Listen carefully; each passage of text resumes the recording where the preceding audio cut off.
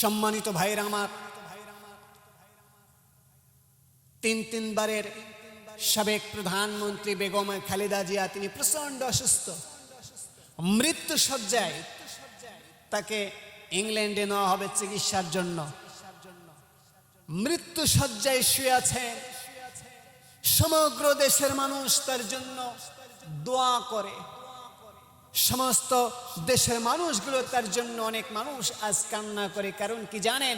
কারণ হলো এই দেশনেত্রী, আপসহীন দেশনেত্রী বেগম খালেদা জিয়া সারা জীবন আলেমদের পক্ষে ছিলেন, ইসলামের পক্ষে ছিলেন। সারা জীবন দেশের মানুষের জন্য কাজ করেছেন, কখনো বাতিলের কাছে মাথা নত করেন নাই। এই জন্য বাংলার মানুষ তাকে এত ভালোবাসে, এত মহব্বত করে। তার বিপদ মুহূর্তে প্রচন্ড অসুস্থতার মধ্যে রয়েছে, আল্লাহ সুবহানাহু ওয়া তাআলার কাছে দেশের মানুষ তার জন্য, সুস্থতার জন্য দোয়া করে। অথচ আপনি দেখেন প্রক্ষান্তরে যারা সাবেক প্রধানমন্ত্রী, কয়েক বছর দেশ পরিচালনা যিনি করেছিলেন, তিনি হঠাৎ করে যখন 5 আগস্টে দেশ থেকে পলায়ন করেছে, তাদের যত বড় বিপদ হোক না কেন, তাদের বিপদে মানুষ তাদের পাশে দাঁড়ায় না, তাদের বিপদে মানুষ তাদের কল্যাণ কামনা করে না, তাদের বিপদে মানুষ আজকে তাদের জন্য দোয়া করে না, বরং তারা বিপদে পড়লে মানুষ খুশি হয়।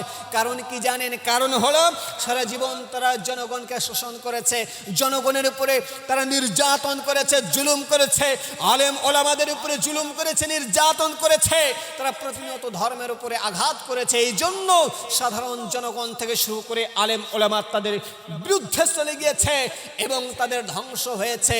মুসলমান ভাইরা আমার, বর্তমান সময়ে দেশনেত্রী বেগম খালেদা জিয়ার ওপরেও সে অমানবিক নির্যাতন আর জুলুম করেছে। মিথ্যা মামলা দিয়ে তাকে জেলখানায় নেওয়া হয়েছিল।